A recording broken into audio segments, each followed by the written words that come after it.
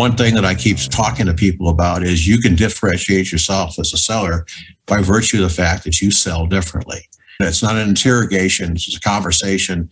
And the way in which you sell and the way in which you approach the customer is totally different. And I think this mutual action plan is a beautiful way, or outcome enablement plan is a very beautiful way of selling differently and differentiating yourself in a wow moment that people think, wow, you really are different. You're listening to the Sales Today podcast, and I'm your host, Fred Copestake. On this podcast, we explore how sales professionals can develop a modern approach to winning business, the application of virtual selling techniques, how to create meaningful business relationships, and much more. Why not take our free collaborative selling scorecard to see how your sales approach suits today's environment?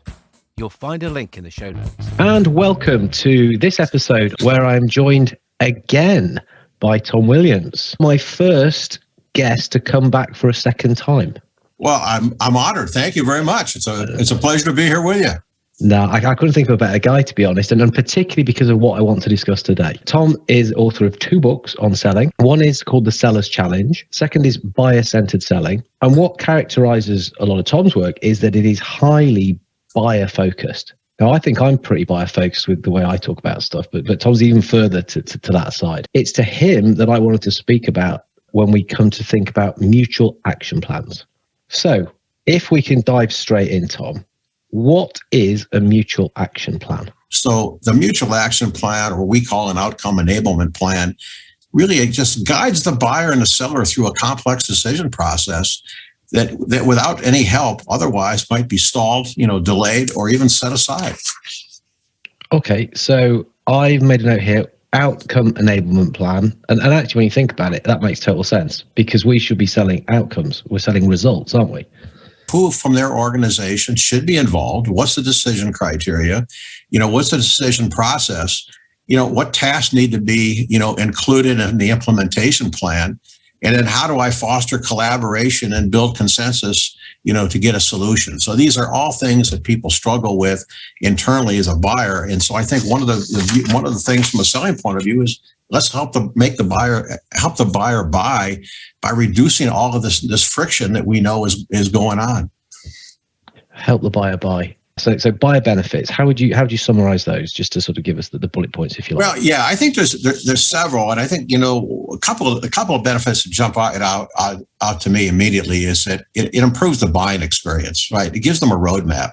It makes it easy for them to look at all the different tasks and milestones and things that need to be done, and so it provides them with transparency and it gives them guidance. And I think that's one. I think the second thing is if you think about leading a project, where you've got a lot of disparate people from different departments, et cetera, and that are probably weighing in on this particular decision, it promotes alignment between the various people. It gives them joint ownership, right?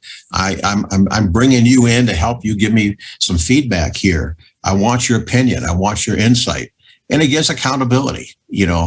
I think it also, for the decision team members, it gives them accountability. They can look at and see, what activities that they're assigned.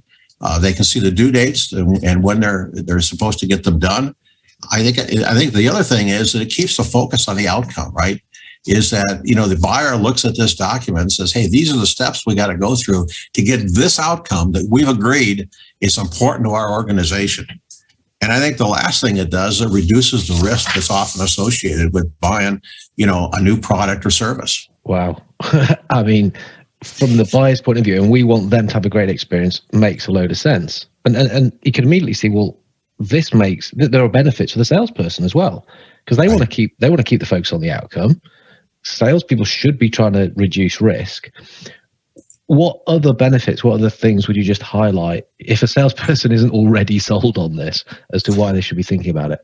Well, I think if you look at it, the benefits from a seller point of view, the first thing it does is that it positions you as somebody that sells differently.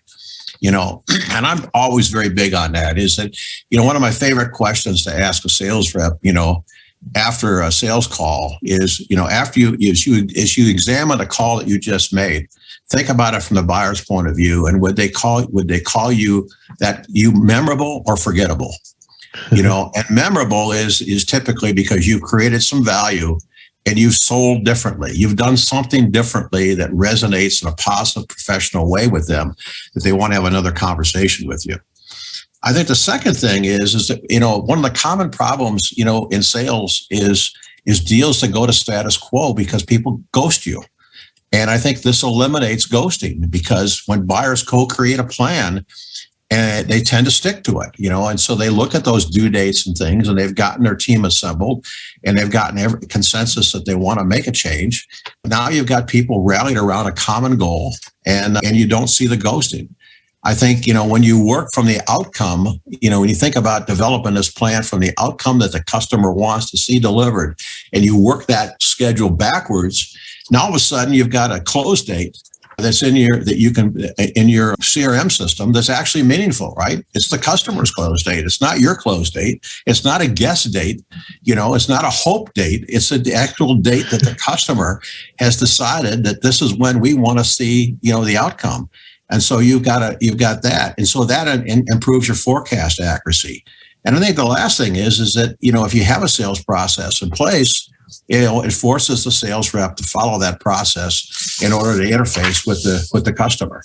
So I think it does a bunch of different things, from a selling point of view, in addition to just positioning yourself in a different way that's very positive and professional with the buyer. Totally. I mean, I'm sold on this, and hopefully people listening are thinking, yeah, I'm not doing these things. I need to understand them. I need to start doing them. So what components, what things would you start to put into the outcome engagement plan? Yeah, great question. We defined it with 7 different components. Now I will tell you that we're different. We're different than a lot of the software vendors. But I will tell you, this is a program that we've been using for probably 5 years now, and I've never had anybody turn me down, to use a mutual action plan or an outcome enablement plan. Here's the components we use. Uh-huh. One is who's the plan owner, what's the situation and value, who are the stakeholders that are impacted by the change. We talk about requirements required, commitments required and agreed to, the barriers to change, major milestones and activities, and then the last one is deliverables required. And if you want, I'll kind of walk you through a little bit about each one of those. Yeah, so who's the owner, shareholder and value, stakeholders, commitments required, barriers, milestones, and deliverables. Okie dokie. Yeah, please talk us through what they actually mean, how we use them. Okay, so let's talk about first the plan owner. The plan owner is really the name and the title of the buyer, and the buyer that's involved with you, and the company representative. Usually this is the individual that owns whatever problem, opportunity, or threat that the company is trying to work toward. The situation and value is really an interesting one, and it's very. Sorry, let me just roll back on that one. There's an important thing here. So the plan owner is the individual that owns the problem. So this is the customer, correct? Yes. It's not the salesperson who's creating the plan and using it.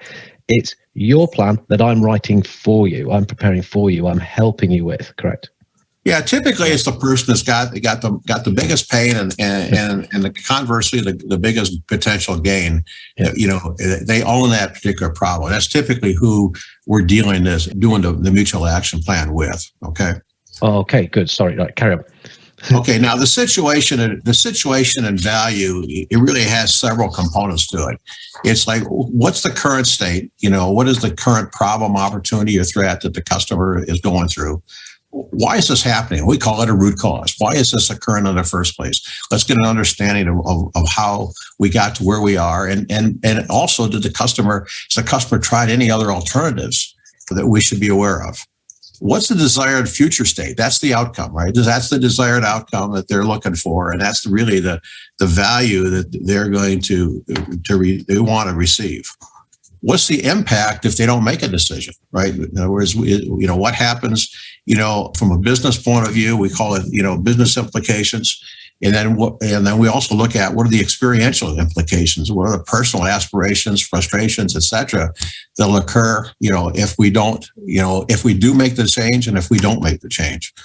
And then we've already talked about, who's the owner and then the problem. And then what's the priority and urgency? And this one's important, Fred, because, there's different types of problems, and some of these problems are at an individual level. Some of them are at a department level. Some of them are at an SBU level, and some are at a company level. We want, you think about, large expenditures, they get prioritized, and companies spend money on things that are very important to them, is solving a critical problem. So we want to know, is this a tactical problem where somebody can just make the decision, or is this really a very important organizational problem and it's got priority? So it's going to get done. Cool. Okay. So we've got the plan owner, we've got the situation value. We try to understand the urgency, and the urgency is what the urgency is. It's none of this kind of, how do you create urgency? Although it is either there or not, isn't it? But you can understand. Yeah, and I think you have to ask that. One of the questions I ask all the time is, is this an organizational priority? And on a 1 to 10 scale, with 10 being the highest, how would you rate it? And if it's not an 8, 9, or 10, preferably a 9 or 10, it's probably not going to get funded, and it's probably not going to get a lot of attention. And I'd rather know that early in the sale process, than later. The next thing we do is we look at, the stakeholders that are impacted by the change, and, again, you think about one of the most common problems, and why sales are lost. It's the failure to identify all of the key stakeholders that are involved. And so we help them, do a couple things here. One is identify all those key people, and then talk about, how are they going to make a decision amongst all these disparate, individuals that are involved. And, as we know from today, is that many of these groups, whether they're a formal decision committee or an informal committee, are having to reach some type of consensus. And all the consensus is a collective yes. It doesn't mean everybody agrees, but they come with a collective yes, and so we want to make sure that we help them through that. And if they don't know who all the people are that typically are involved in that, then we'll even suggest an ideal buying committee. So I might say something to you like, Fred, from our experience, selling products or service, in your type of industry, here are the typical people that are involved, in the sale, in the purchase decision. Do these titles resonate with you? Are any of these people, can you rule them in, or would you rule them out? And so it serves kind of as a prompt, if you will, to help you, determine. And oftentimes people say, yeah, I'm glad you brought that up. I had never thought about, this individual or that individual. I don't know specifically who will be, but from a departmental point of view, yeah, somebody from that department will be involved. Yeah. And it makes sense to be proactive, doesn't it? It's say this person will probably be involved. That's what we know. My job is to sell this stuff. I do it. I see it regularly, rather than, they haven't mentioned this person. Let's hope they don't realize that they're going to be part of the decision. Yeah. And what happened? Going to be part of the decision. Let's not hide it. Add value by bringing them in earlier. You and I know they're going to be involved, and what happens when you're not involved, indirectly, you immediately become an anti-sponsor, right? Yeah. You're the one that says, hey, you didn't get me involved early on.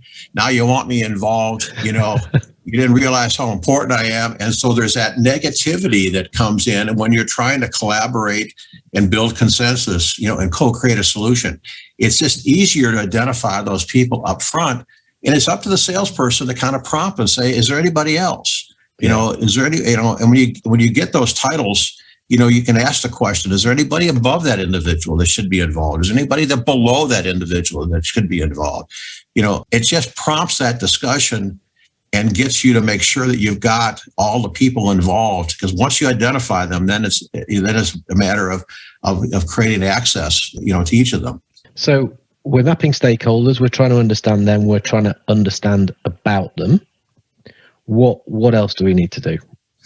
Well, one of the things that we've built in is commitments required and agreed to. And this is probably the most controversial part of when I talk to other sales, trainers. This is probably the most controversial part, but it's one that we believe firmly is important. And what this is that, any change initiative within a buyer's organization requires resources. And it also requires access and some type of communication. I think we all can agree to that. Mm-hmm. So when you're working, so one of the things that I do is when I work with a buyer and a seller, a potential seller, is to talk to them about, look, this is going to be, we're going to try to make this as frictionless experience for you as absolutely possible. We want to make the buying process simple. In order to do that, we need you to agree to a couple things here. One is, and we'll walk through a series of these things. I won't walk through all of them, but I'll give you just a flavor for a few of them. One is, I'll say to them, time. Time is a commitment that we both need to make. Right? We need to agree to invest the time to work together to help you achieve the desired outcome. Can we agree? I think we've already agreed that a change is required in an organizational priority. Access. I'm going to need access to, different people in the buying decision committee. And I'm going to need you to facilitate some of those introductions or to provide access to me. That eliminates that gatekeeper mentality of all you need to do is go through me. I'm the end result. I'm the only guy you need to talk to. And so when you come up with some of these things up front, and you tell them you're going to help them build consensus, et cetera, and you get agreement to these different commitments, it eliminates a lot of the sales problems and objections and things that occur down the road. Mm-hmm. And that's really what we're trying to do. And we're trying to create that framework of collaboration with the buyer early on. Right. That's really what we're trying to do. Okay. So commitments required. Time is a massive, it's only going to get bigger, I think. And to say that access thing around sort of managing egos to a degree, and just practically, these people are going to have a say. We know they are. Let's not be surprised. In fact, we've just mapped them in the stage before. So we're understanding these requirements. We're getting our buyer, our contacts to agree to this and getting them on board. So we're starting to get consensus with them. What else do we need to be doing? Well, the other thing there's a couple other things that we've built into the plan. Again, and when I think about the plan, is we can make the plan as simple or as complex as we want it to be. I'm going to give you the most thorough example, but depending upon the buyer, we'll back off of some of these things if we get some resistance. But the next category that we've added into our form is the barriers to change.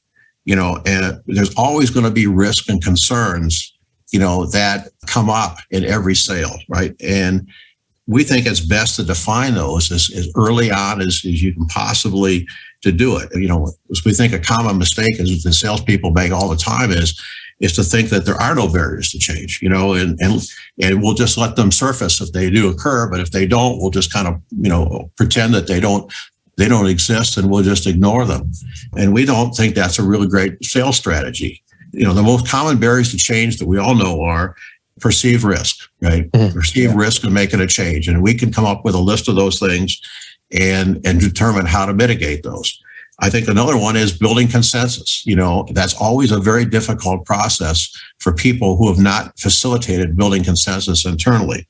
There's always personal issues that come up, right? That, the solution, it may be good for one person, but it's not good for someone else. You need, pricing and terms and conditions, clarifying the funding. Those are all different types of concerns or risks that people have.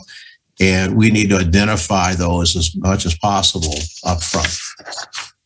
And what I'm thinking here, the picture I'm getting is this very proactive seller who's talking to the customer saying, look, these are things which potentially might stop.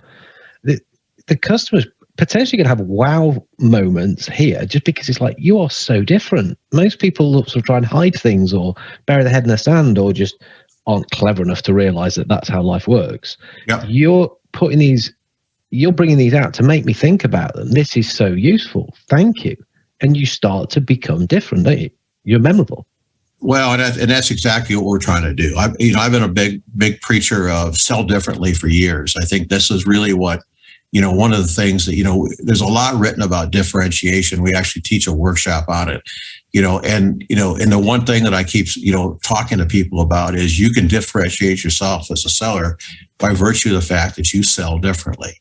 It's not an interrogation, it's a conversation, and the way in which you sell and the way in which you approach the customer, is totally different. And I think this mutual action plan is a beautiful way, or outcome enablement plan is a very beautiful way of selling differently and differentiating yourself, in a wow moment that people think, wow, you really are different. And contrast, that person who's going to make buying easy to the rep that just comes in and says, I want to ask you, 100 questions. Yeah. And, there's a big difference.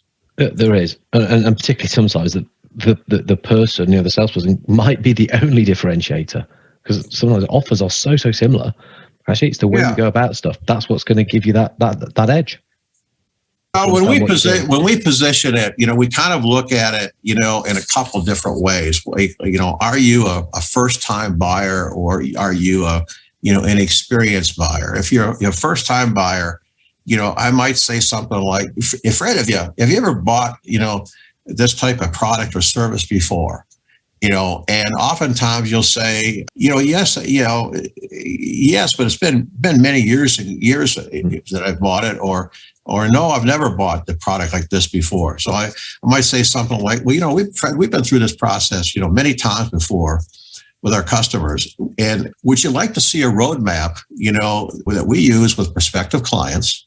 It outlines all of the milestones and activities for a typical buying process. It defines, for example, who should be involved, how to get internal buy-in for change, a typical buying decision process, implementation plan, and then how you're going to actually get, achievement of your desired outcomes. I can share this plan with you if you like, Fred, and we can tailor it to meet your specific requirements. And by the way, this plan will be beneficial to you regardless of whether you do business with us or not. It's hard for a buyer to turn something like that down. And Fred, I will tell you, in 5 years of using this on very high complex deals, I've never had anybody turn it down. And the beauty of the plan is that it works within, any sales methodology that you're using. So you don't have to throw something out that you're using. This just becomes an additional component that you add into your weaponry to try to, to win a deal. And if you're an experienced buyer, the plan works equally as well. It just means that we might start deeper in the process, at step 3 or 4 or 5, because the first steps have already been handled. Yeah, I can't see why somebody wouldn't want to do that. Even the kind of the most guarded, secretive person, it's, well, yeah, you can do that, and I'm going to take it and squirrel it away. You're still going to do it, and as you develop that and share that, they'll see the value, won't they? So, yeah, I think you've got this project, you want to make a change, and you got all these balls you're trying to juggle. And so, how do I get clarity around that? And I think if you can walk in and be that seller to take chaos, what is a chaotic event and process, and add structure to it, add transparency to it, add accountability to it, you've differentiated yourself as a different type of seller. And I think that's what people are looking for. And again, as you think about this, it becomes frictionless because I know what the next step's going to be. I'm not guessing. I'm not getting surprises. So it really makes it a very collaborative process. Thank you for listening to the Sales Today podcast with me, your host, Fred Copestake. I hope you've enjoyed what you heard today. If you did, please get in touch and hit subscribe. And remember, you can take the Collaborative Selling Scorecard for free to check out how your sales approach works in today's environment. You'll find it in the show notes.